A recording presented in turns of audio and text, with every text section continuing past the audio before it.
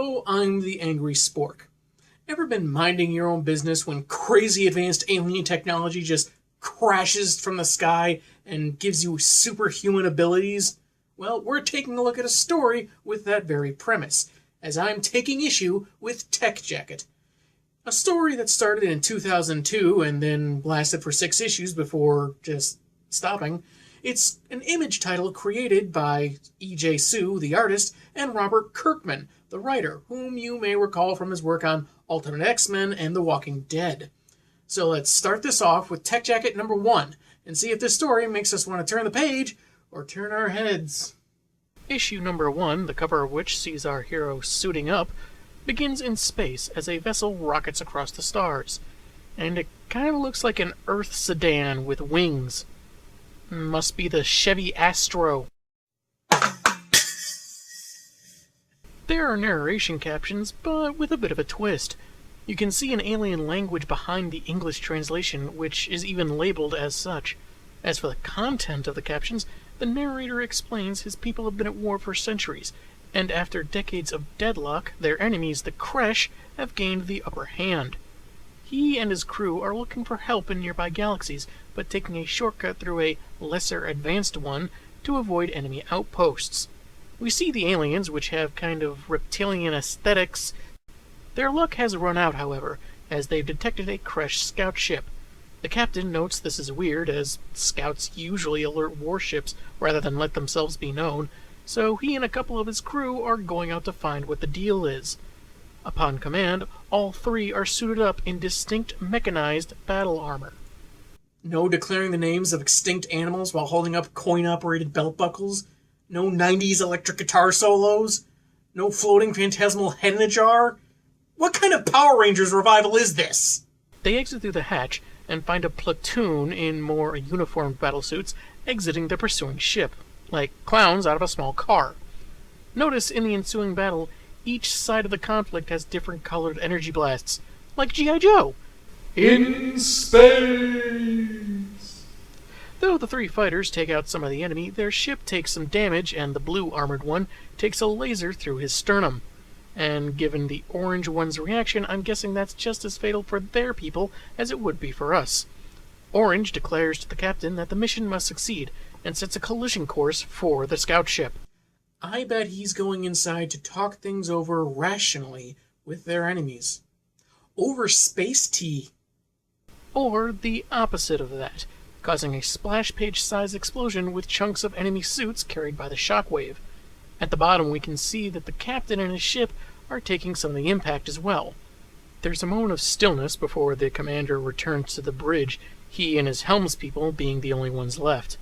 Their ship isn't doing so good, and they'll need to stop for repairs, so it's off to find a suitable planet. I told you to get OnStar installed, sir, but would you listen? No! Cut to Earth's own wretched hive of scum and villainy. High school! Zack, seen in the blue shirt, asked the girl if he could walk her home, and his big and tall friend is ecstatic that she said yes. He has to go meet her by the gym, but when he gets there, the girl, Rebecca, has already accepted an invitation for a ride home and a group night on the town from a student named Brad. Obviously a jock, what with the letterman's jacket and the bird-dogging of someone else's not-girlfriend. Zack is clearly stunned, but rolls with it, saying he'll see her later, and Rebecca replies, while walking away and looking at Brad. Tonight on the CW, the series premiere of Tech Jackets. There's something of an oddity I noticed in panels 3 through 5. Zack and Rebecca have the same gradient background behind them as if they're standing in front of the same wall, but she was standing in front of the door and he was walking out of the gym. The only wall that has that same gradient tone is the exterior of the school, but neither one of them was in front of that. Guess someone thought this was easier. But on with the story. Zack, despondent, does a sad Bill Bixby walk down a dirt road to a wooded area, and sits at the edge of a cliff, while we see some tall buildings in the background. Sigh. A girl I like brushed me off, and someone forgot to put clouds in the sky. Could today get any worse? Back in space, the aliens have detected Earth, a Class 9 planet with an atmosphere almost exactly like theirs. "Hey, we made it to Class 9. Way to go, Earth." They'll have to land for repairs and hope not to happen upon any natives, though that'll break the first rule of commitment. You're not repairing any ship on this planet until I see a ring on this finger. Unfortunately, it seems their ship was damaged worse than they originally thought. Steadying thrusters are out, and they won't be able to land. At their present speed, they can't repair them, and if they slow down, they may not reach the planet. Too much has been lost for their mission to fail, so the captain decides the only viable option is to guide the ship from the outside using his tech jacket. I suppose they could try calling AAA, but maybe they don't want their insurance rates to go up. Zack arrives at his father's hardware store, late as usual, and his dad asks if he's okay. Like any depressed kid, he says he's fine, and Dad, ignoring or not seeing how obviously not fine he is, leads him to the back to check in a large order.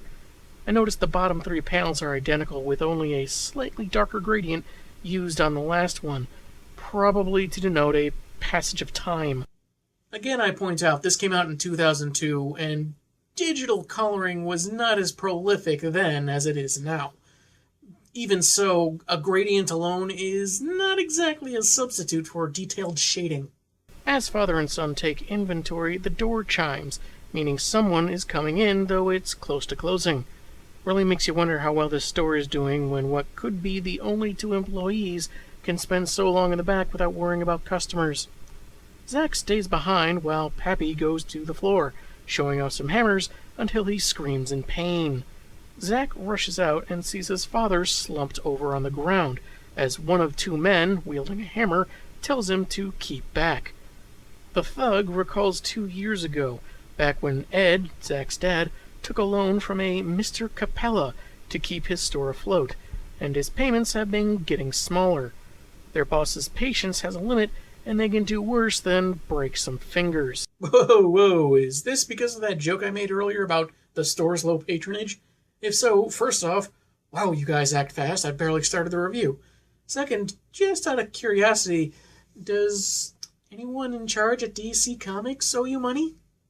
The goons leave, and, well, on a personal note, it's a pet peeve of mine when gangsters, criminals, and the like wear crosses or crucifixes as if to denote personal Christian faith. It's something that's always bugged me with characters that didn't always live up to the ideal, but crooks are another matter. How self-unaware are you when you extort, assault, and steal, yet wear something that represents the opposite of all of that? Okay, moving on before I get too preachy. Ed tells Zack not to ask, that they'll close up and head to the hospital, while not mentioning this to Zack's mom. Back in space, the captain has fully charged his suit and heads out to guide the ship. He wishes his buddies hadn't been killed, as he's not sure he can do this alone. The pilots have tech jackets, but those aren't trained for battle, so wouldn't be strong enough. Gonna go out on a limb and say that doing some real quick crunches and push-ups aren't gonna help matters. As his suit has constructed 2 thrusters about his own height, and he's affixed to the underside of the craft, he muses on the small chance of success and how their mission seems to have already failed. Cheery fellow, isn't he? The vessel approaches our pale blue dot on a splash page, where the planet seems to be morphing into a marble. Weird. So much detail, and yet also so little. The morning after the gangsters' attack, Zack is headed out the door, complained at by his mom that he could have gotten more sleep if his dad had dropped him off at home instead of keeping him at the hospital. Kinda makes you wonder how much she knows about her husband's broken hand and how sympathetic she really is.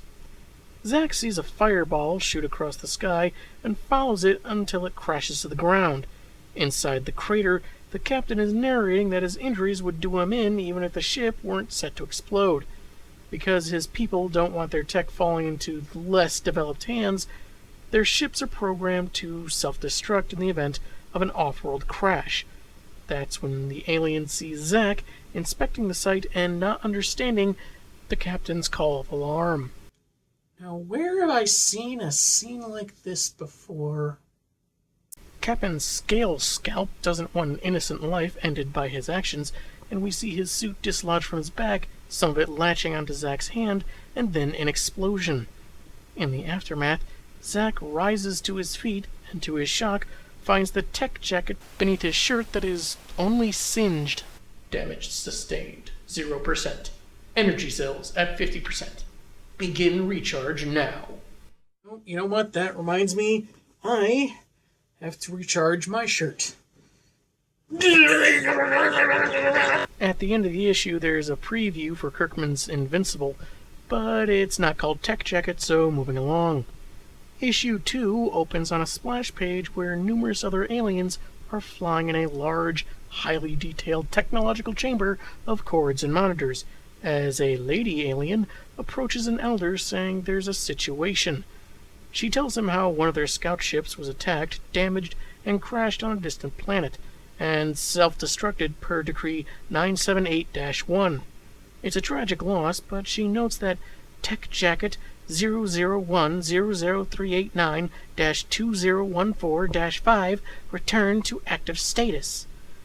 The Elder seems concerned as they aren't aware if there are any advanced enough species to fuel the suit. Oh, but we could figure out if it takes double or triple A batteries. Anyone who reads the inside of the battery compartment? Shut up. They'd actually explored Earth in times before the war, and found humans to be fairly savage and primitive, though still evolved enough to fuel the jackets. They also mentioned the jacket that activated belonged to the late captain, who was named Kelda, and I guess they thought he was pretty great. The woman says use of the jacket could jeopardize local civilization, but the Elder believes there are too many variables for such a swift conclusion. He starts suggesting inquiry, but a rumbling disturbs the chamber, apparently a Kresh attack. Not now of all times! Steven Universe is about to start! It's the first new episode in 3 months! On terra firma, Zack decided the best thing to do after such a close encounter with alien life, and his own death, was to head to school and hide in the bathroom. Despite the clear joke they're going for, Zack isn't making use of the toilet, he's trying to remove the check jacket, but it tells him that an executive decree won't allow that to happen, as it ramps up his vulnerability. Realizing his new shirt can answer him, he asks what it is, and it replies it's a Gildarian Physical Assistance Engine, or the closest translation, the title of the book. Though I think Gildarian Physical Assistance Engine might count as a close translation itself. Zack's never heard of the planet Gildaria, and that's when his friend from Issue 1 walks in looking for him, as someone named Daniel saw him walk in earlier. Zack, who's apparently been there all day, plays it cool, saying he wasn't feeling well, and his yet-to-be-named compadre isn't surprised, as he'd heard about what Rebecca did, which Zack prefers to ignore. They leave for classes, and I have to say, this is the first time I've seen a bathroom, in real life or in fiction, that has separate doors for entrance and exiting. Later, Zack arrives at the hardware store on time for a change, and his dad can tell something is up with him, but he just brushes it off as his door chimes. Unfortunately, it's the same goons from last issue.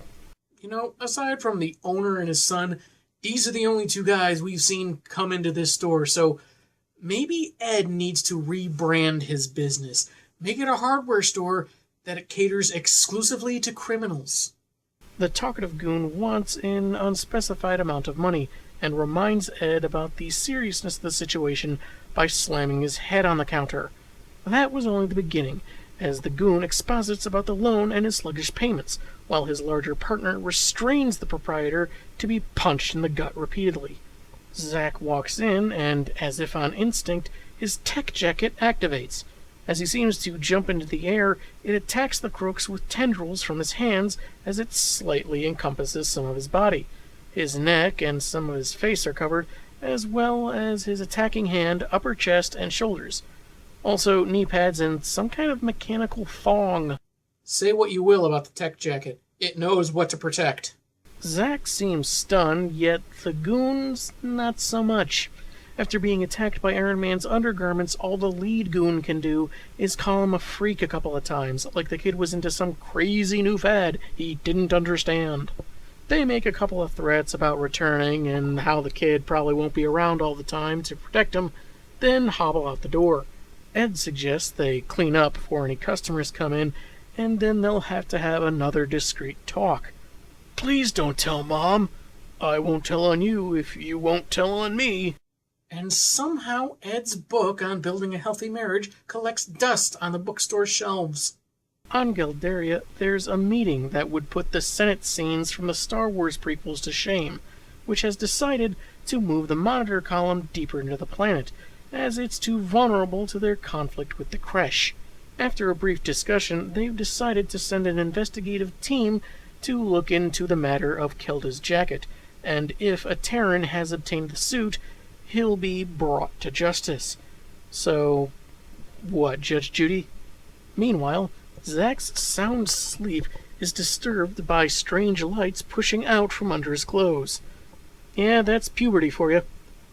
The suit says it's doing host maintenance, basically cleaning him, meaning no more showers.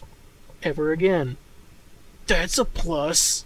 Yeah, it'll give you so much extra time to get passed up by girls you have a crush on. In the morning, Ed wakes him while his mom is out, but then decides to give the kid another half hour before they talk about his machine vest. Good thing it's Saturday. They have a lunch at a picnic table outside, where Zack explains that after the ship went kablooey, he went to school so as not to be counted absent.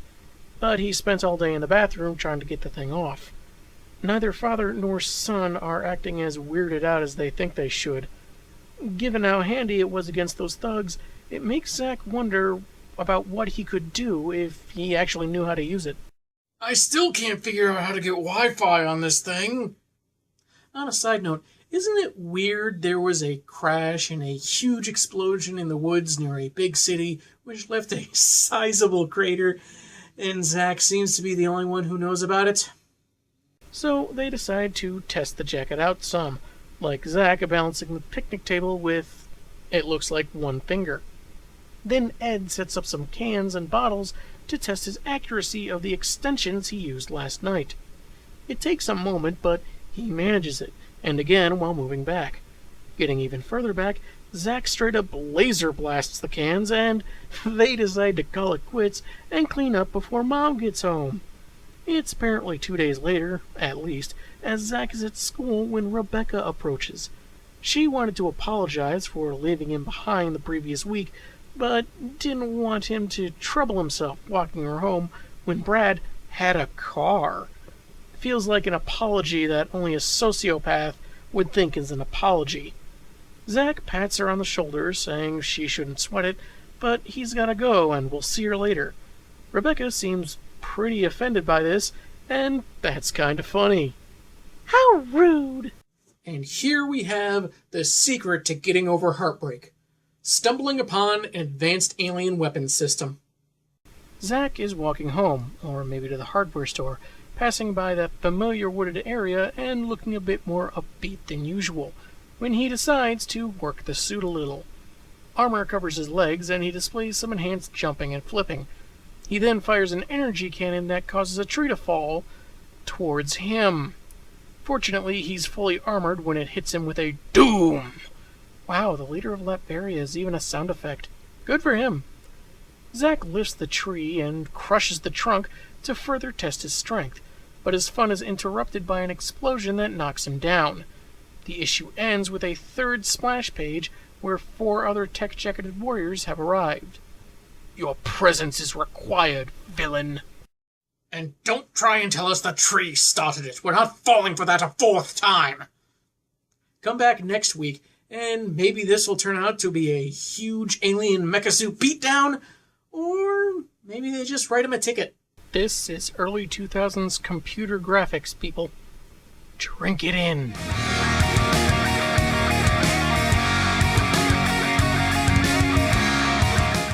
Hello, I'm the Angry Spork, and I'm taking issue with Tech Jacket.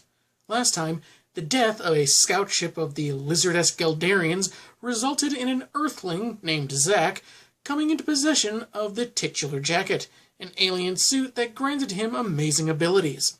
Attack tendrils that fended off mobsters looking to collect on a loan from his dad, soda can destroying laser blasts, and never having to bathe again.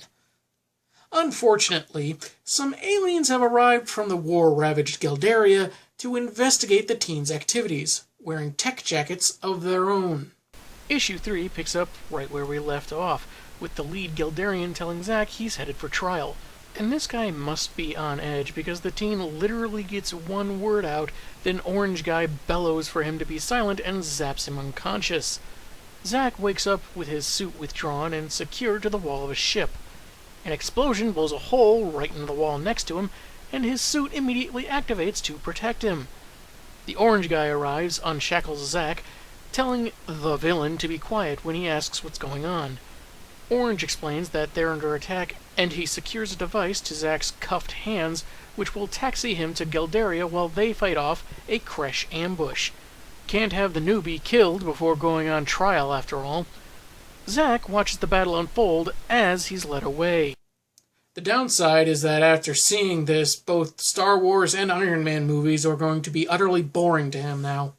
Then the luckiest misfire in the galaxy from an enemy blaster frees Zack, and he can go into the vastness of space.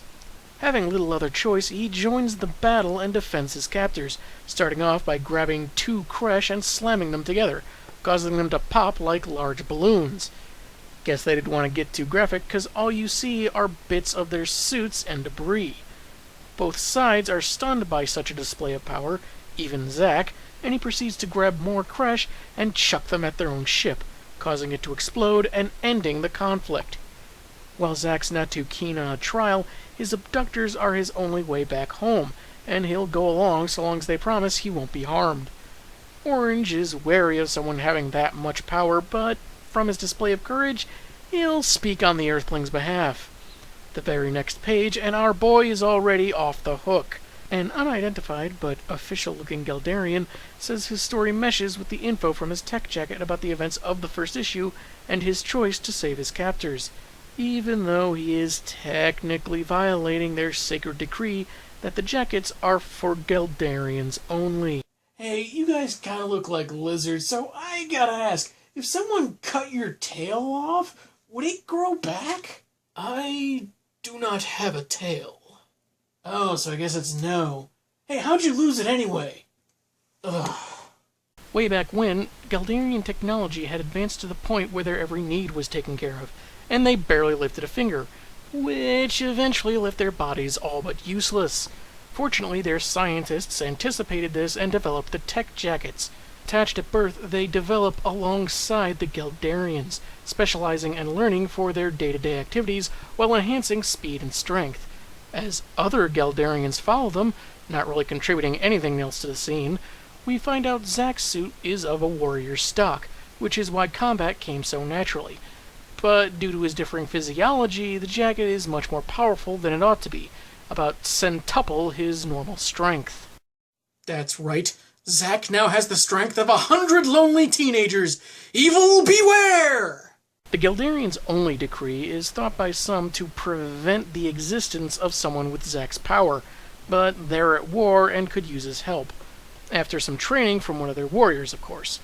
Zack complies, saying he'll gladly stay and fight as long as they need? Dude!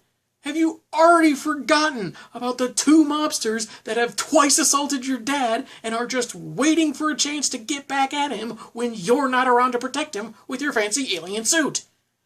Don't get me wrong, it's noble for the kid to want to help end a war, but it's a war they can drag on for years, and he doesn't even seem to consider his situation at home, which is a giant insult to the people that raised him, like he just plain forgot about them. At least see about sending a message home to let them know that you're okay. Zack's trainer will be Kanda, the orange leader of the squad that brought him in. They explain how they can understand each other, Zack's suit rudimentarily learning his language, adding it to the Geldarian database, and translating accordingly. But enough exposition, on to the training. Kanda begins by taking Zack into a wooded area, saying he needs to overcome the weakness of his normal senses. Like I haven't heard that a million times over the last month. Okay, that line just plain doesn't make any sense. He's had this thing for a couple of days. For what reason has he been repeatedly told about overcoming his natural senses? The suit's sensors are far superior, so he needs to master letting it do the work to complete his training. So, master laziness? Zack is led to a circular clearing and suddenly attacked by lasers. They're non-lethal, but still pretty painful, and the blasts are too well shielded to be destroyed. The trick is to hit the target next to each gun by approximating his blasts and letting the jacket do the rest. And that's all it takes for the kid to do just that. After he hits each target, he's winded, and Kanda believes he's ready. That's not much of a learning curve, is it? That's really more of a learning straight line while someone else drives and you take a nap in the back. And before you know it, Zack is on a ship full of soldiers headed to a moon base that's been under siege for a couple days. A Geldarian asks if he's the rumored one to have the power to end the war, and Zack replies that he's the one they're talking about, though doesn't know if one guy can end a war. The battle begins, and Zack is naturally doing dandy. Note how he knocks off the helmet of a crushed soldier, but at no point do you see a head. Are these inflatable enemies or something? Our focus is entirely on Zack, as he bundles some Kresh together into a ball and throws it away, and I guess rapid firing at them when they scatter. I say I guess because it could be that, or he threw some soldiers and then shot at others. Whichever it is, the Kresh retreat, and as he holds the remnants of one's suit, he wonders if future battles will be this easy. Hey, no reading ahead! Afterwards, Zack and the other soldiers receive the Crest of Geldaria, the highest honor they can bestow. He asks Kanda about a girl that's been eyeing him the entire ceremony, and she turns out to be Lyn, the monarch's offspring. So, basically a princess, and given how many people are talking about the Earther, he should be accustomed to popularity. Also, it turns out that guy in the red cloak, whom earlier told Zack he was cleared of wrongdoing, is the king. No one would have been a good time to mention that when we saw him earlier in the issue talking to Zack. Later on, Lyn catches up with this alien celebrity and wishes him luck on his next mission, which he doesn't even know anything about yet. She heard about it before him because even though she can't contribute directly to the war effort, she still has her ways of spying for intel. She kisses him on the cheek and departs, and Zack... yeah, this is definitely a first for him, though kiss on the cheek from an alien princess, I imagine that'd be a first for a lot of people. Hey, you might actually get a date for the prom, and all you have to do is end a centuries-long war. At the mission briefing, Zack is introduced to Dr. Rulsa, who looks a lot like if someone cloned Albert Einstein with Yoda's DNA thrown in. A Kresh stronghold orbiting nearby planet Theta has quashed any attack on it, possibly due to sensors on Theta itself. Sensors they've failed to locate.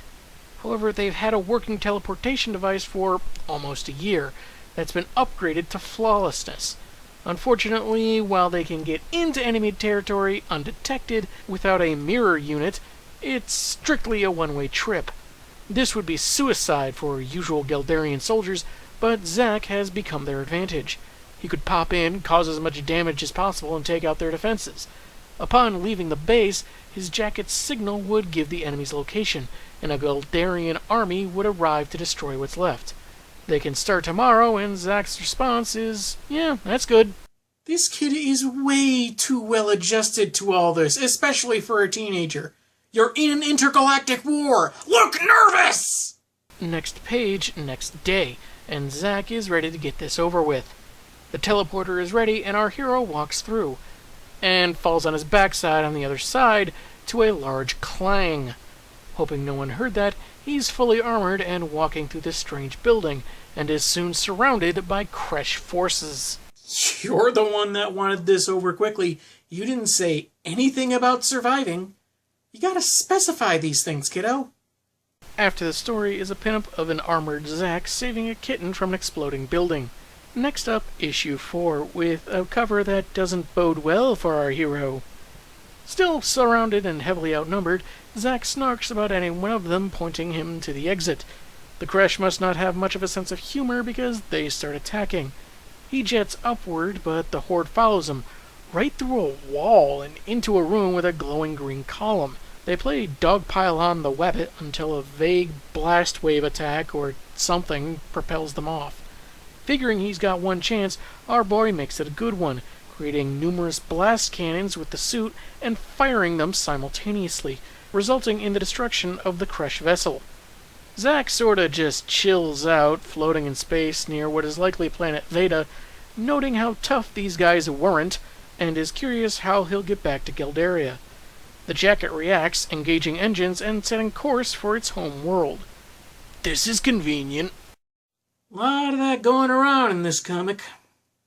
On a 2-page spread, not letting us know how much time it took him to return, Zack finds a Geldarian city under attack from Kresh forces, with at least one Geldarian vessel fighting back. Figuring they struck after detecting him on the command ship, Zack counterattacks, taking out some enemy soldiers and rallying fellow Tech Jacket warriors to help him get close to the warships. Yet when one of those nameless fighters gets hit, he tells the others to fall back, as they're not strong enough. My, but that was a quick 180, and way to add insult to fatality. This seemed like a very weird turn of events. It's like they want to establish that the Geldarians aren't just pushovers, so they have those jacket users fighting and participating, and even trying to help Zack out, despite the fact they've also established why he's so much more powerful. But at the same time, they want Zack to be some kind of lone wolf looking out for their safety. I think the pacing they have is just a bit too quick, and it lost some of the drama as a result. Rather effortlessly, Zack reaches one of the warships and pushes it into collision with another, destroying both. This would have been a good place to have him tell the suit to ramp up the thrusters, showing some kind of difficulty involved, but they have already established the jacket is supposed to do the needed work instinctively. Zack helps out a Geldarian by taking the Kresh soldier, overwhelming him, and chucking the enemy at ground forces threatening civilians. They continue to advance, marching over their fallen comrade, and Zack shields a woman and her child, telling her to run as he fights them off. One Kresh among the ensuing horde blasts a portion off a building, and the rubble falls towards the 2 lives Zack tried to protect, and in a fairly tame sequence, cuts right to our main character's horrified reaction. He then goes rampage mode, the clearest sign they didn't make it, blasting, smashing, and throwing the Kresh soldiers about, before pouncing on one and beating him over and over until the Geldarian king suddenly appears and tells him it's over.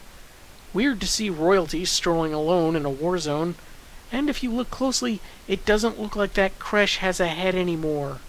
Now, I can understand and respect that they may not want to be too graphic with the violence or the results thereof, but it seems plain brutal to save a mother and baby only to kill them off, even if you don't fully see it. Sure, it happens in war, tragically, but for escapist entertainment, it feels especially cruel.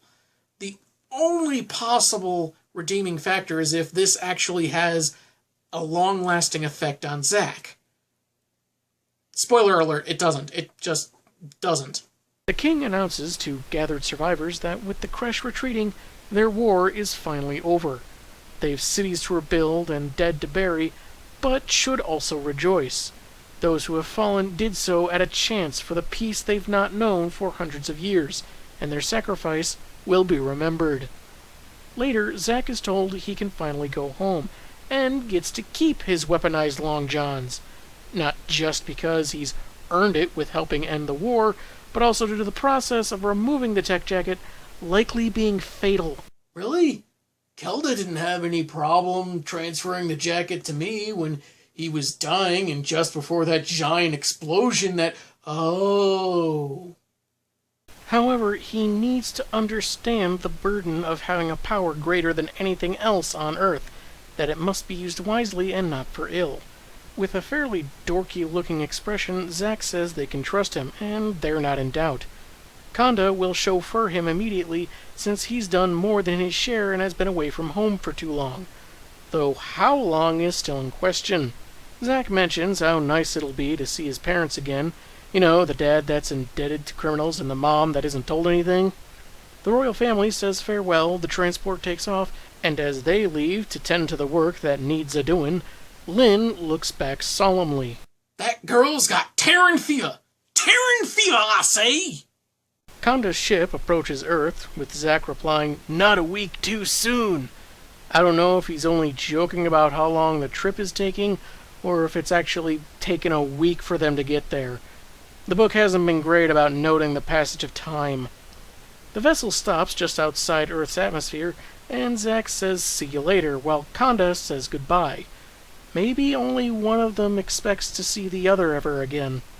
Anyway, the kid flies the rest of the way back, sheathing his suit while hidden in the trees we've seen him spend so much time in previously, and then runs the rest of the way home. Take note of the mailbox as he approaches the door, how overstuffed it is. He grabs a spare key from underneath a potted plant, anticipating surprising his parents, but opens the door to an empty house. Maybe this stylized pinup knows something? I guess your parents gave you as much thought as you gave them when you signed up for an alien war and decided to sell all their stuff to fund a second honeymoon. Tune in next week for the final issues for the review, and if things keep going easy for this kid.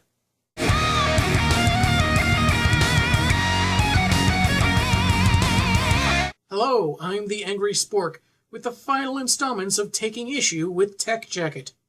Previously, Zack chose to aid the Geldarians in their fight with their enemies, the Kresh. He had some very quick training, dominated a moon-based mission, gained the affections of the Princess Lynn, then infiltrated an enemy ship and destroyed it. Returning to his allies under attack, he more or less decimated their forces, single-handedly winning the war. When he finally returns home after an undefined amount of time, he finds his parents gone and his home emptied. Issue 5 begins with Zack calling for his parents to no answer, and looking upstairs, which is just as empty as the ground floor. He walks out just in time for a displeased realtor to ask why and how he got inside. Tearing up, Zack asks what happened to the family that lived there, and seemingly a bit more sympathetic to this distress, the realtor says that they disappeared 6 months back, to the boy's shock, and then he excuses himself. "How long have I been gone?" She just told you 6 months! Pay attention, boy! Also, I'm not entirely sure why he didn't just admit he used to live there. Anyway, at the high school, Zack's friend from the first 2 issues, whose name we are finally informed is David, is talking grades with another student, Jerome, the latter of whom eventually leaves with a third unnamed student. Zack gradually approaches from the background to David's elation. After his rejection by Rebecca, having spent the following day in the bathroom, and being gone so long, it was believed that he'd gone somewhere for troubled kids. The teen veteran of an alien war eventually goes with that explanation, finding out Dave had gotten his driver's license and celebrated a birthday, but really missed his friend. Zack makes mention of him hanging with Jerome now, but it doesn't get elaborated upon as they get into Dave's car. Kinda weird. Arriving at David's home, for which he hasn't gotten keys yet, also weird, his friend asks about the for sale sign in his yard, and Zack makes up a lie that his parents wanted to be closer to him while he was away, then says he should be leaving and that he wants to keep his return just between them. That's when Dave's mom returns, and Zack silently jets away before she can see him. David is a little perplexed, but ends up honoring his friend's wishes, saying he was talking to nobody. But double checks just in case Zack is still around. Maybe you'll see him again in another 6 months. Actually, he just flew off to stop! Hammer time! Gaining access through a roof hatch, he finds the hardware store empty as well, saying everything's the same, whatever that means, because it looks like quite a bit has changed since he's been gone, and estimates that whatever happened occurred less than a week after he was abducted in issue 3. Despondent, Zack lies down on a wooden pallet covered with a tarp, resting his head on what could be a pillow, but may also be a bag of something a hardware store would sell. He nods off for a bit when a pair of voices wake him up, arguing whether or not they got everything in the 4 times they've been there in the past month, but they'll keep returning to make sure.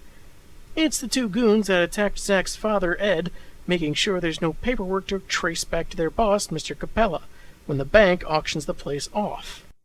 He sure speaks clearly for a guy with a flashlight between his teeth. And hey, his heavyset cohort actually gets some dialogue. All it took was his 3rd appearance. Also notice these guys were featured on the cover, so 3 guesses who Zack's holding out the window there.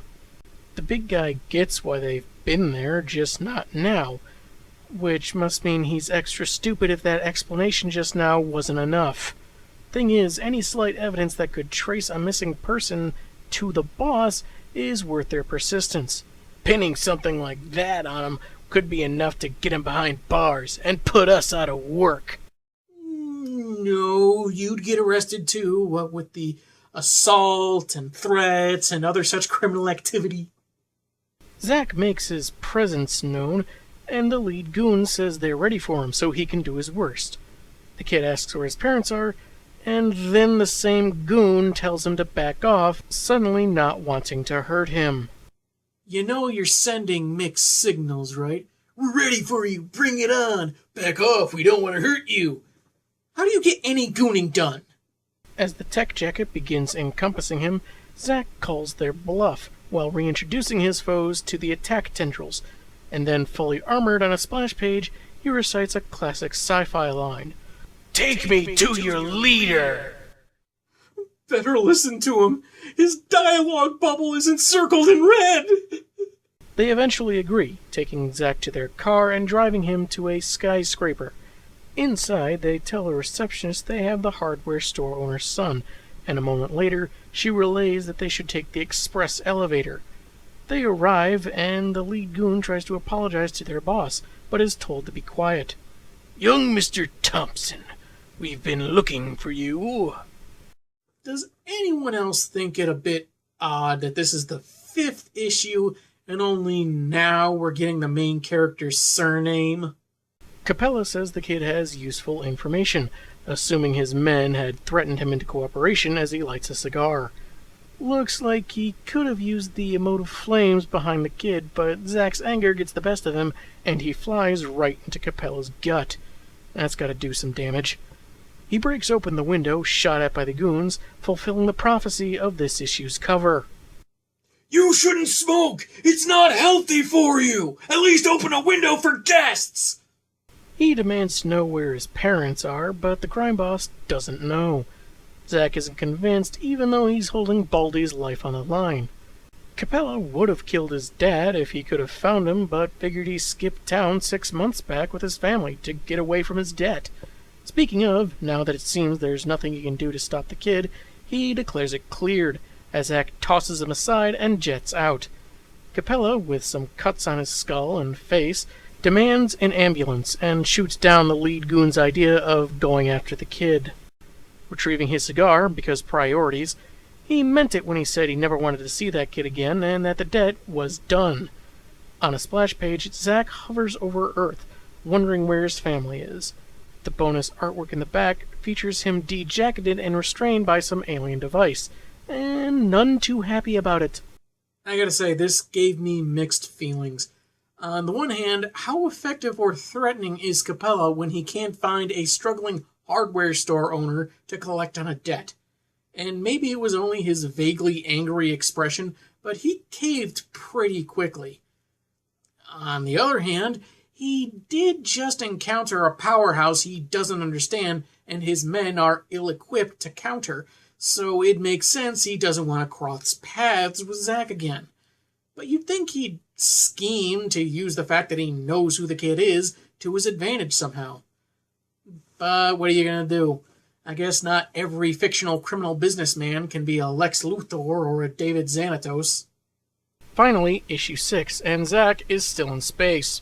He begins blaming the Eldarians for needing him to save their planet, but calmly realizes he's acting like a child, and talking to himself. He'll find his parents, as they could only go so far, then focuses on a lake. He rockets there, passing a metropolitan city to the shoreline, wondering why he didn't have this epiphany earlier. On the next page, Zack is instantly in his civilian clothes, no parts of the jacket seen receding, when his dad sees him and rushes over for a hug. He's now shaven and sporting a new hair color, and a shirt with a yellow horizontal stripe with a dog in the center, between the numbers 3 and 1.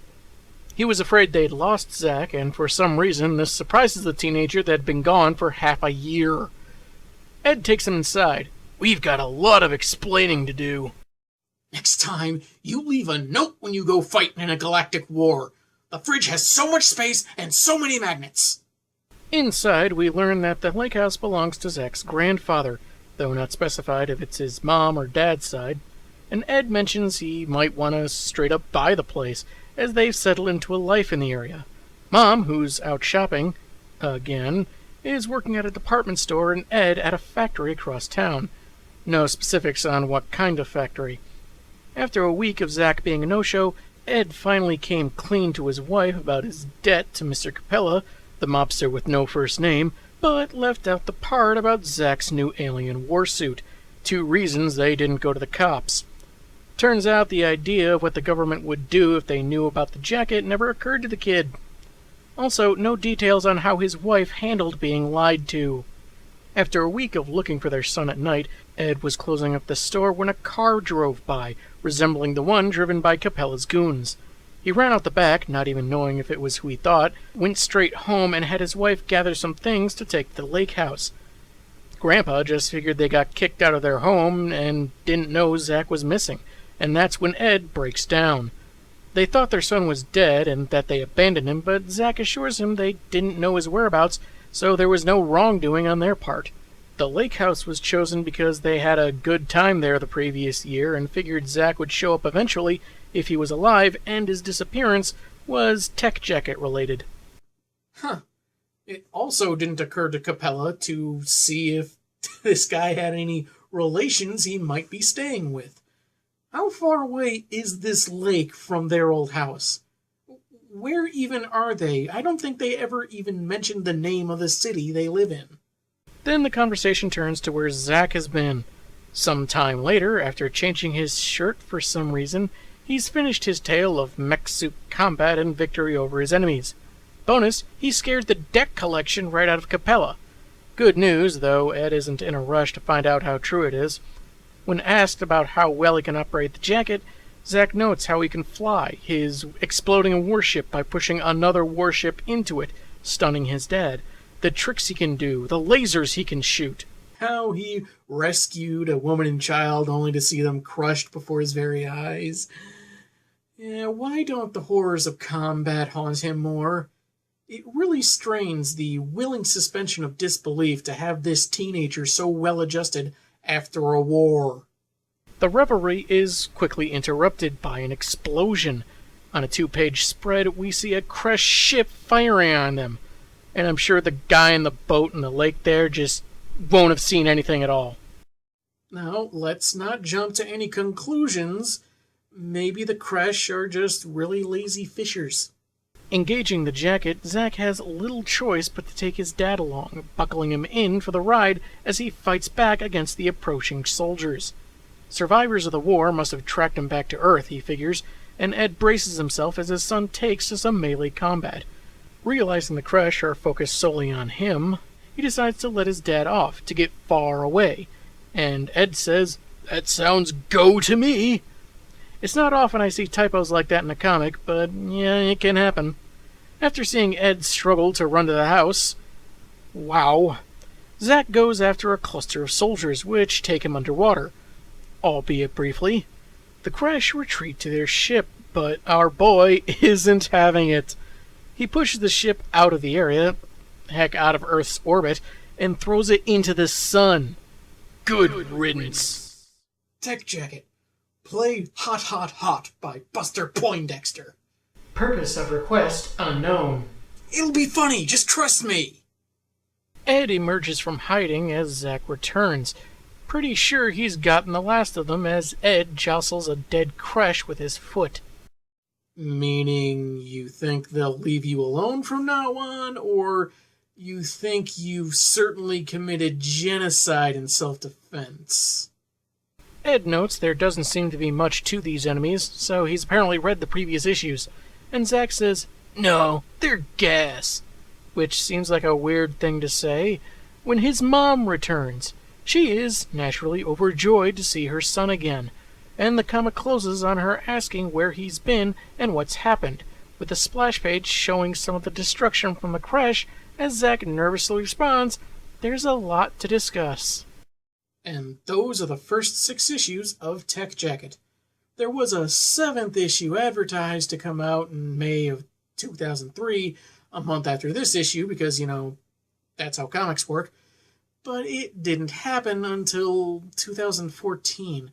For reasons I can't discern through various searches, issues 7 and 8 of the first volume were reprinted in 2014 from backup stories in Kirkman's other Image title, Invincible, specifically 71 through 74 and 76 through 79, respectively.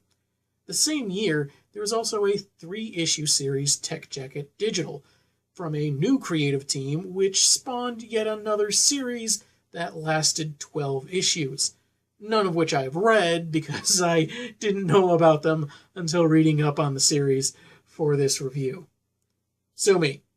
As for these 6 issues, it's fairly entertaining and fun, but nothing especially groundbreaking. I dig the art style. It's reminiscent of some older anime like Tekkaman Blade, and man, can it get detailed intricately. But it's not without some flaws. Sometimes backgrounds are just gradients, perhaps as a shortcut to any actual detail, and the same gradient trick is used for the sky and a form of shadowing on walls when there is detail. It can lend itself to making characters seem less emotive than they ought to be in a given situation, or look very similar. Seriously, look at David and then look at Ed and tell me there isn't a resemblance. Speaking of looking alike, the panels where Zack's mom is kissing him, one of them is clearly copy-pasted.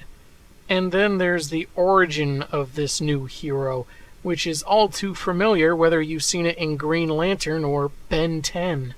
Though, unlike Zack, we would actually get to know the main characters of those particular series. Aside from a pretty standard high school stinks theme and a dad with a struggling business, we don't really get to know Zack. He does good deeds, like defending his father, which, yeah, of course he would, but they don't really get into why he's so quick to join a war. Even the Geldarians don't ask why he's sticking around, and they more or less put their lives in his hands. This whole warfare deal is entirely new to the kid. He has very little time to acclimate. Plus, he sees 2 people he just rescued from one danger extinguished by another, and that really should weigh on him more. Also know how relaxed he is in taking other sentient life. Yes, they've been labeled as evil, but again, we don't have much to go on with how this war started.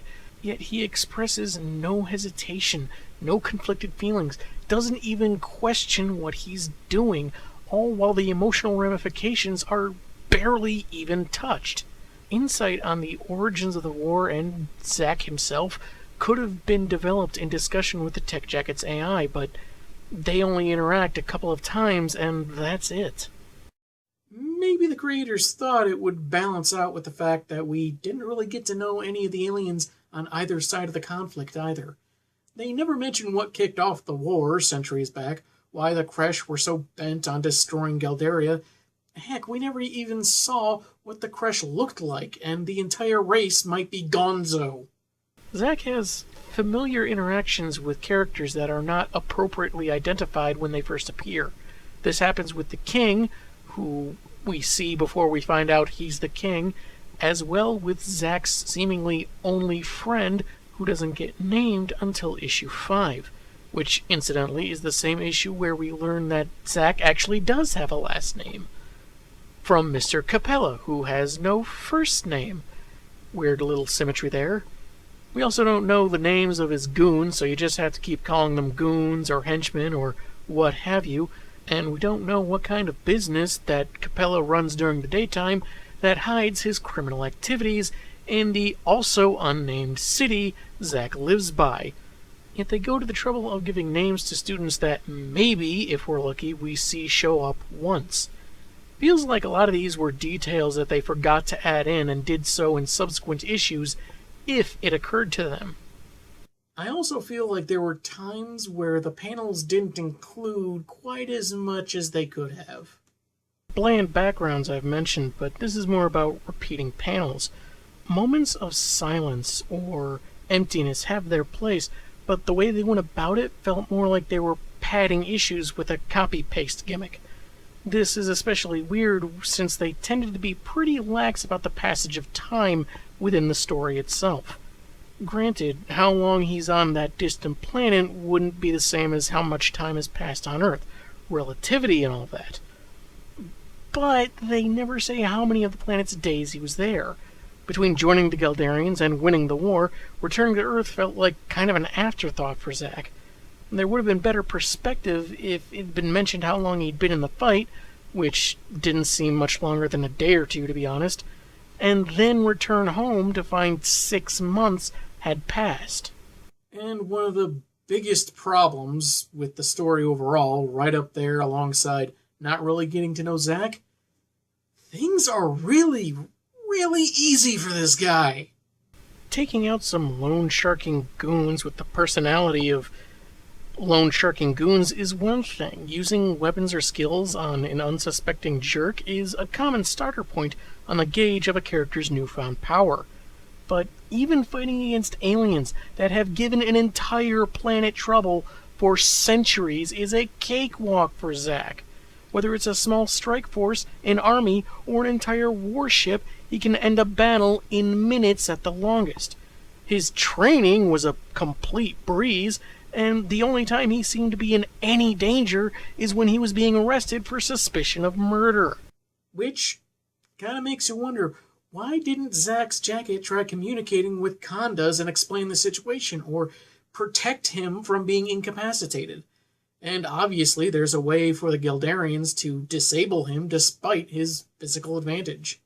It is explained that the suits were designed to amplify the abilities of physically frail aliens. Thus, it does make sense that a kid like Zack, who seems very well fed and at least gets exercise walking between home, school, and work, would possess even greater relative abilities. But in 6 issues, the biggest challenge he faces is finding his parents, and that doesn't even take him more than a day. Even his school life is tame. The worst thing we see is that a girl passes him over for taking her home, and later she does sort of get a kind of comeuppance. Zack isn't seen being constantly teased or bullied, or even struggling academically. He doesn't even face any trouble with the cultural differences going to Geldaria. No Earth mannerisms mistaken for an insult or him trying to learn the native customs of this planet. The only sort of redeeming factor here is that the jacket's jacked up power would have been the same for just about any other human, meaning Zack isn't a chosen one or unique beyond being at the right place at the right time. It would have helped to explore how Zack and the suit kind of need each other and be a great tie-in to better knowing our hero and better understanding the device, which allows him such great power. All in all, this comic's not so great. There's potential to be had, even if the concept is arguably derivative, like if the Guardians of Oa gave out Iron Man suits instead of green rings. There are moments of fun and some relatable elements, but it lacks something of a personality all its own, and misses some prime opportunities with its main character to do more than shoot lasers and fly around. Maybe someday I'll see if the subsequent issues deal with any of that. Hello, I'm the Angry Spork. If you've watched my first season, you may remember I reviewed the short-lived ongoing Tech Jacket. Zack Thompson was a teenager who became bonded to a biomechanical enhancement suit that greatly amplified his physical abilities, as well as sporting an array of sci-fi weapons. At the time, I had likened it to Green Lantern, but a commenter had a much more apt comparison of the Guyver bio-boosted armor, though my experience with that franchise is largely a couple of American movies. Zack helped out the alien creators of the suit, the Geldarians, against their enemy, the Kresh, and was such a big help in turning the tide of battle, because humans are physically stronger than the Geldarians, he had become quite the superstar. He returned home after several Earth months, much longer than he had intended, cleared his dad's debt to a crime boss, and eventually found his parents living in his granddad's lake house, where the Crash tracked him down for a revenge attack, but he defeated them as handily as usual. The book ran for 6 issues between 2002 and 2003, but was abruptly cancelled despite an ad for the next installment. It sort of ended on a humorously ominous note, didn't have a lot of loose threads hanging, so cliffhanger would not be an appropriate word choice if you ask me. Now, the series finale to Alf, that was a real cliffhanger. Jump ahead about 7 real-time years, and creators Robert Kirkman and E.J. Sue revived Zack's adventures in the backups of Invincible during the Viltrumite War arc, which were subsequently collected into the final 2 issues of Volume 1.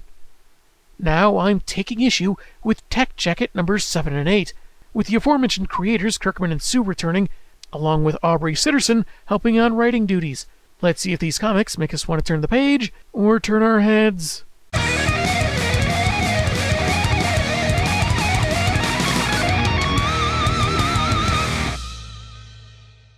Issue 7's cover might seem to be unfinished to some, what with just this big blank background. Maybe they were going for simplicity or something. I can't really judge, given how often my title cards have had a lot of negative space in them. Otherwise, it does look good, with Zack readying his weapons against some kind of robo-snake that's either leaking hydraulic fluid or was constructed and programmed to salivate for some reason.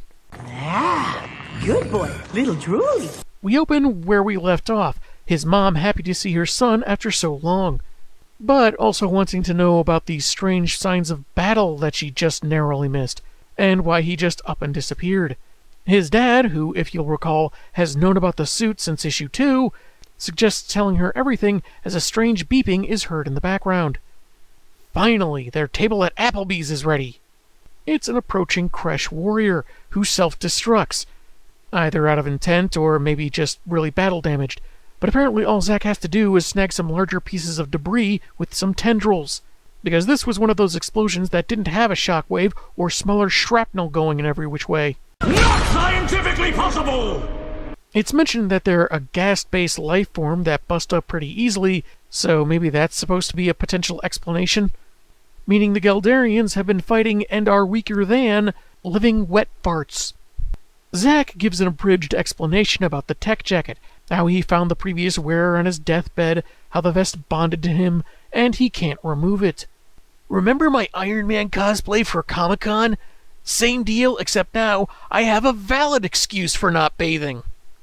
From being arrested on suspicion of murder by the Geldarians, to helping his captors fight the Kresh and becoming a space war hero who ended a centuries-old conflict, his summation nicely encapsulates the first 6 issues, and I think that anyone reading the backups this was originally printed in, and otherwise never read the title, would get a pretty good idea of the story so far.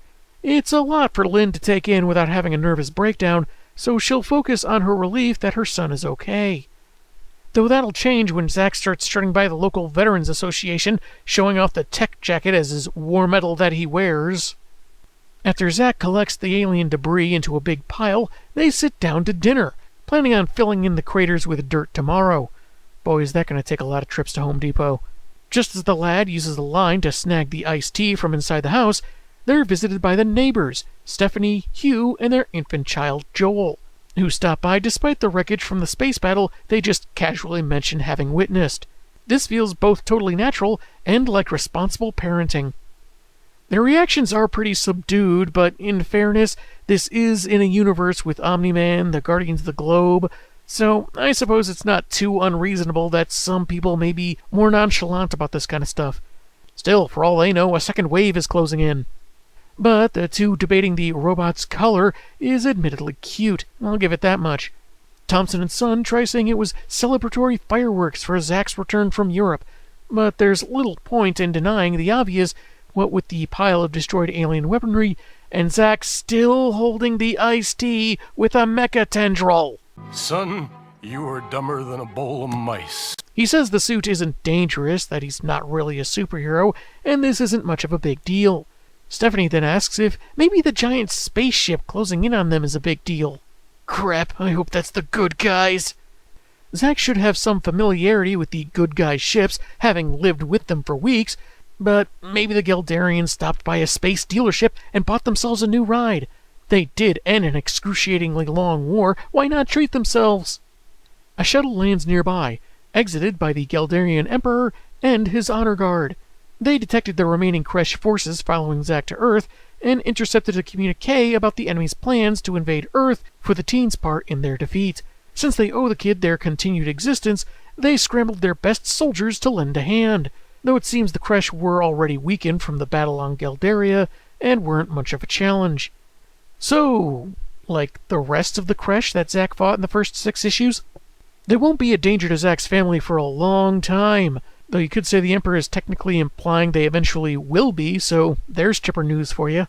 But for now, introductions are made. First, Zack's parents, who are, of course, honored for raising such an outstanding youth.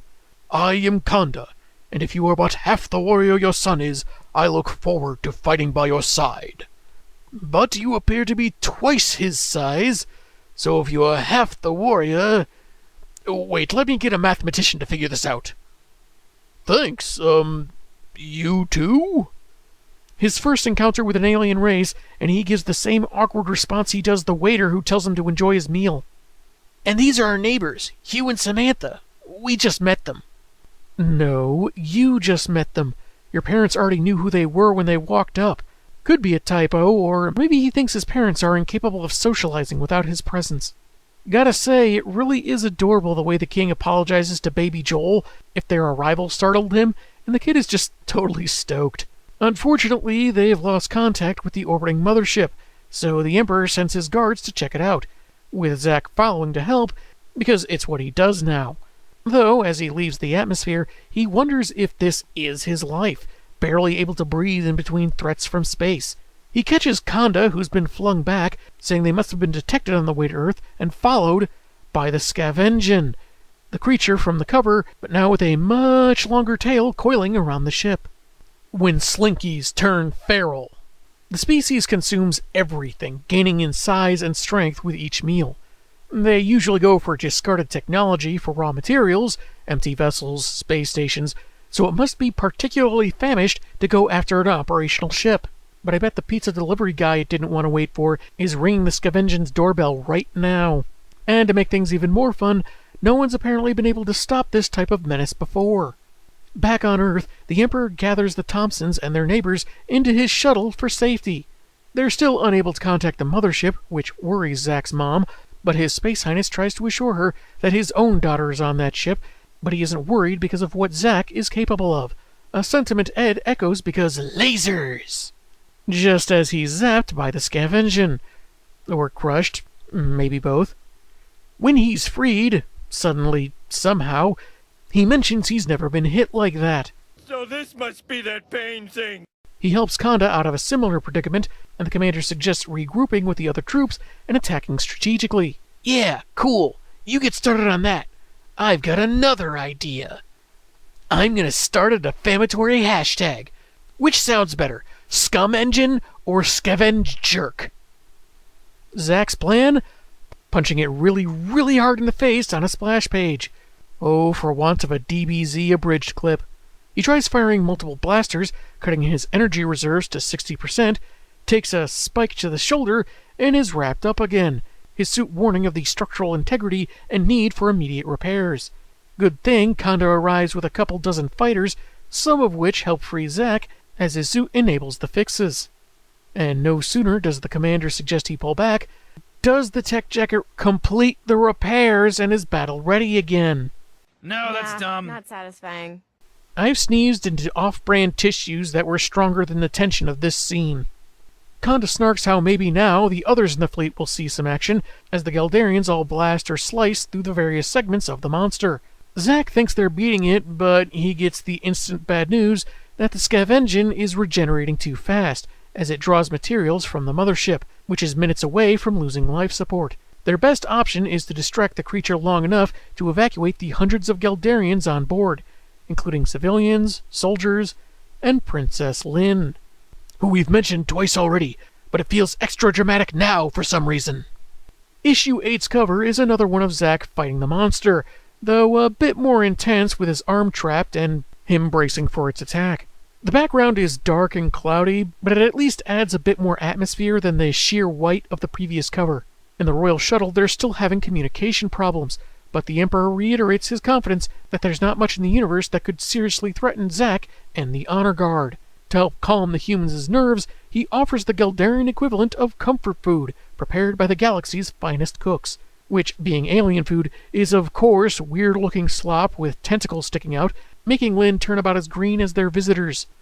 Come on, honey. If you can hold down pineapple on pizza, there should be no problem. Back at the battle, Conda tells Zack to help with the evacuation, since he's the only one fast enough to get there in time. The teenager zooms his way to the ship, cutting through any part of the mechanical scavenger that gets in his way, and reaches his destination in time, if coming in a little hot. No sooner does he get inside and drones seal the breach than a child begs for help for his trapped mother and baby brother. She's caught under some heavy debris, and man, the sight of a helpless kid sitting there wailing because there's nothing else it can do as everything falls apart is just so visceral on its own.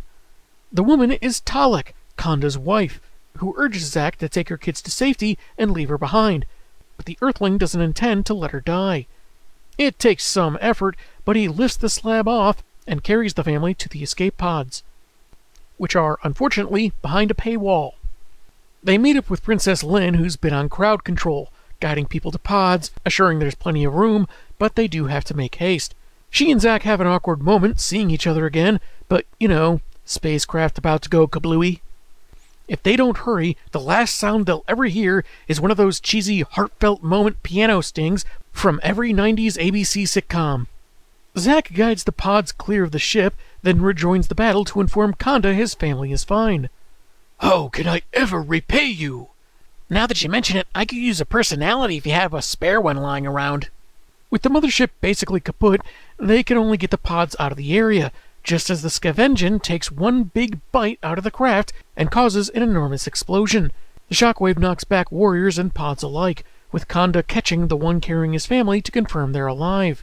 The beast pauses a moment, Zack thinking it's about to attack again, but instead it leaves. According to Conda, it's full and returning to its home, something he's never heard of. Which is a little late for all those all-you-can-eat buffets it had visited earlier. This sounds weird, right? I mean, these things are known to nosh on abandoned space vessels, rarely any that are occupied and operational, and seem nigh unstoppable, especially when they're eating. It really raises more questions about how these creatures operate and how they're dealt with. And if he's never heard of it of having eaten enough and going home, how does Conda know that's what it's doing? Also, while the tail may be super long and it gets stronger the more it eats, it still has a head. Try shoving a thermal detonator in its mouth. The Geldarians aren't able to get back to their planet so easily, but Zack invites them to stay on Earth for now. The pods all land safely near the lake. Conda reunites with his family, and even kids from space don't like seeing their parents kiss, and Talek, who looks fine enough to walk now, commends Zack. Your wife must be so proud of you. Wife? I don't know where that anime body pillow came from, or how it got underneath my bed, and I've never even heard of a show called... Oh, you didn't say anything about... Well, this is awkward. There's a funny exchange of questions and answers from his frantic mom, who needs some time to get used to her son as a space hero. His parents are then introduced to Princess Lynn, whose name sounds just like Mrs. Thompson's first name, so of course they compliment each other, which is another cute moment. The Lynn from space figures Zack deserves a reward for risking his life, and even though he says it's not necessary, he gets one anyway, full-on making out with exploding hearts in the background. I finally understand Captain Kirk. Also, apparently Geldarian princesses don't wear pants. Seems a bit risque, since this character seems to be intended to present as, 14 or 15, about Zack's age. Feels a tad inappropriate, but perhaps that's just me.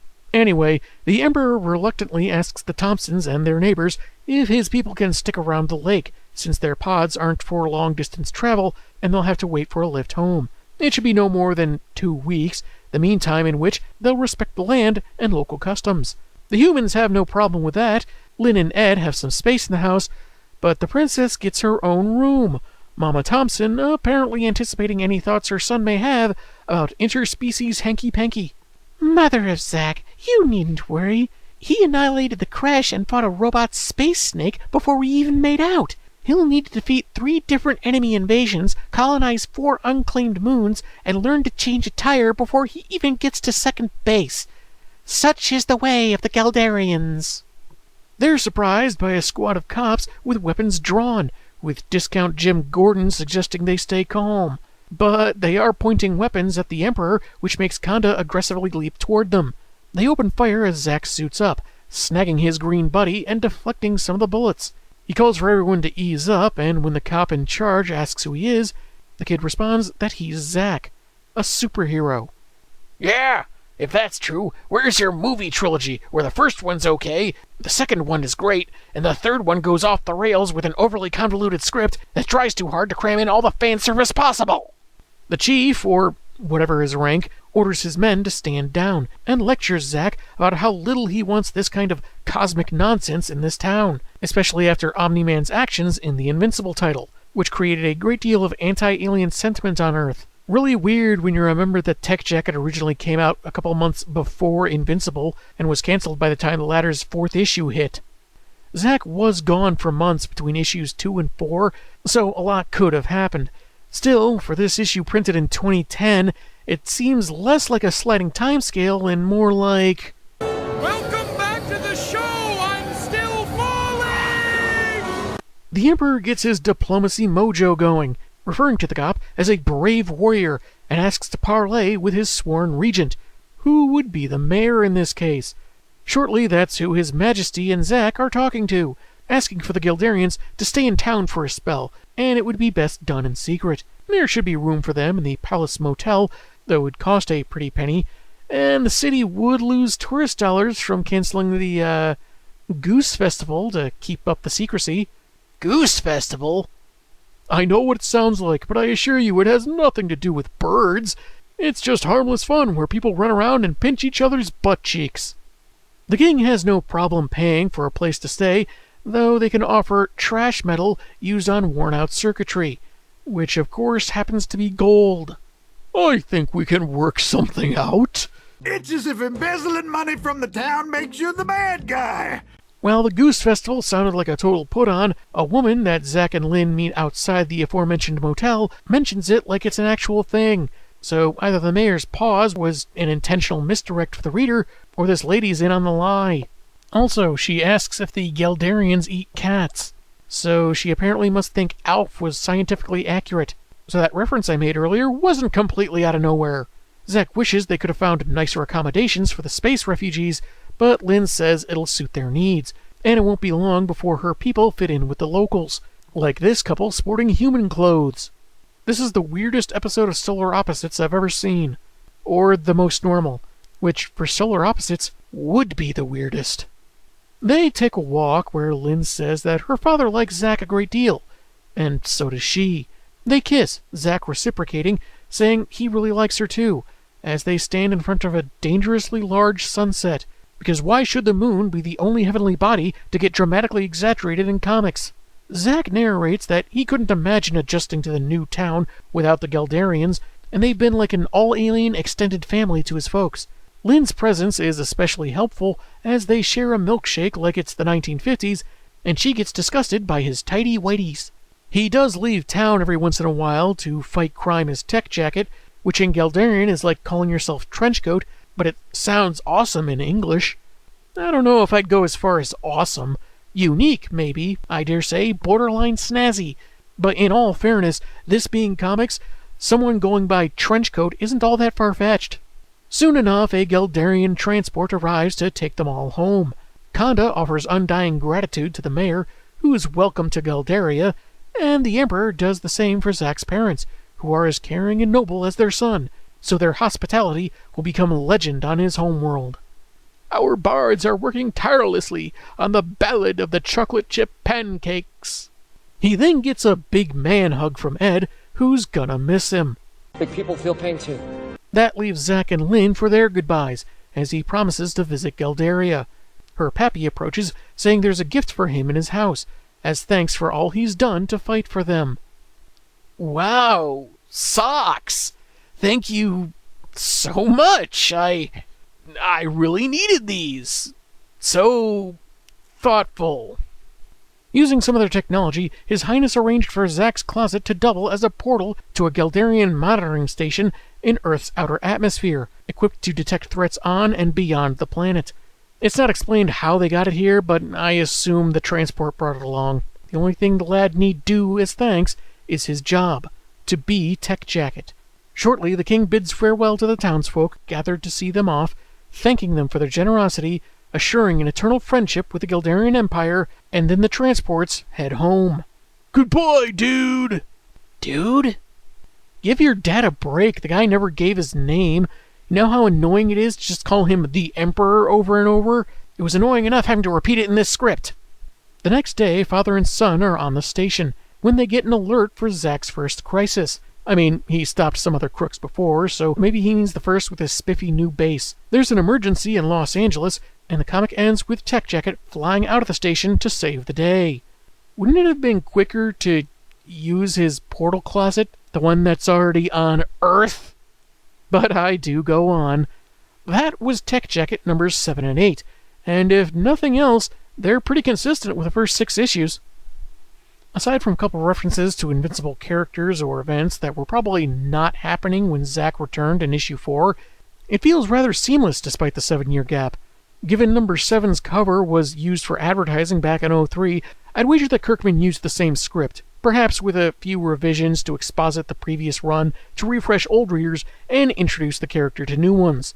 And maybe there was a touch of closure added, while being open-ended enough to suggest this wouldn't be the last we would see of this hero, be it in other books, or the 2014 relaunch that lasted about 12 issues. I haven't read it, but I do know there's a time jump, since Zack's apparently dropped out of community college. Maybe because he got sick of no one believing him when he said he totally had a girlfriend, but they wouldn't know her since she goes to school in Space Canada.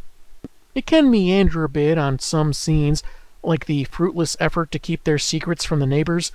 You could take that out to condense the story, but then it would lose some of its humor and charm. That consistency with the previous issues I mentioned, that kind of works to its detriment as well.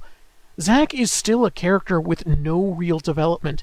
It's fine and even great that he's just a good person that will help when and where he can, without needing some grim, dark tragedy to motivate him. It's possible to say that could make him more relatable to readers who may feel unremarkable themselves. But it feels more like they don't really know what to do with his journey besides fighting mechanical monsters and growing about his parents or something. Zack's villain origin story is at his next birthday party, when Mom shows embarrassing baby pictures while Dad dances the Macarena. Whereas he seemed to not struggle that much in a fight in the initial run, here it's only slightly different. He needed some extra elbow grease to lift that wreckage off Talik, but the biggest obstacle he faced was the Scav engine, a mechanical beast with vulture-like qualities and a really cool concept, is seemingly unbeatable both in legend and in person. The Honor Guard help out, doing about as much damage as Zack, which is good to show that they're not totally useless despite his physiological advantage. They tear it apart, but it seems to rebuild itself quickly while feeding. Seriously, did no one think to go for its head beyond one hit? In the end, they don't truly defeat it.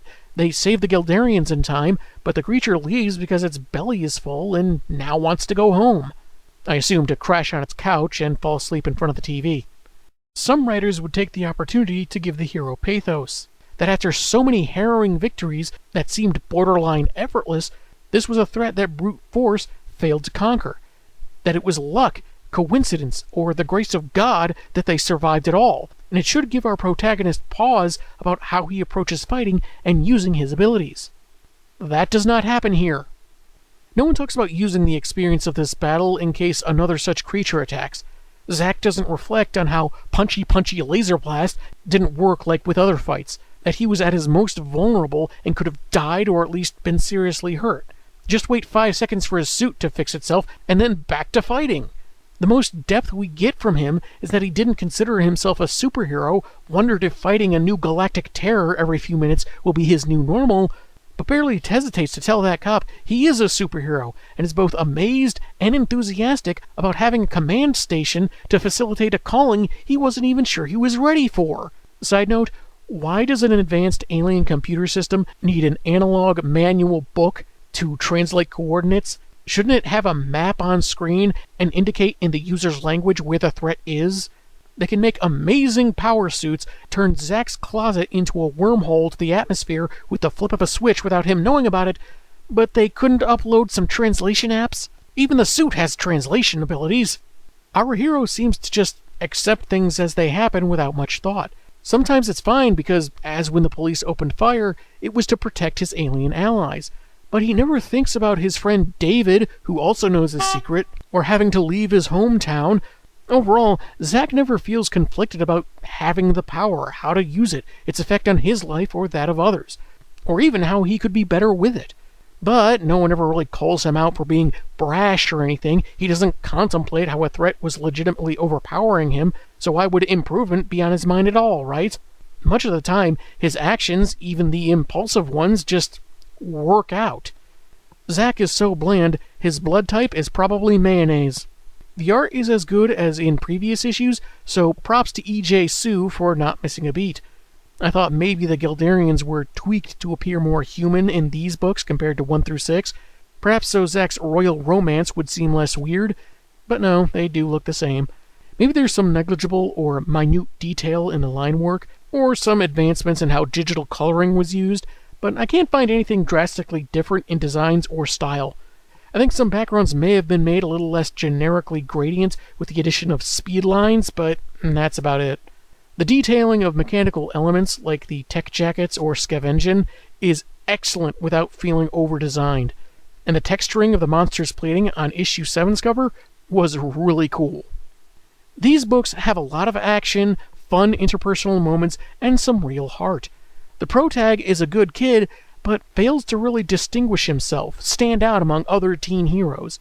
The art is great, but the story misses a lot of opportunities to be more than nifty space fights. These comics aren't bad, but I can kinda see why it got canned back in the day. I'm the Angry Spork, and man, have I got issues.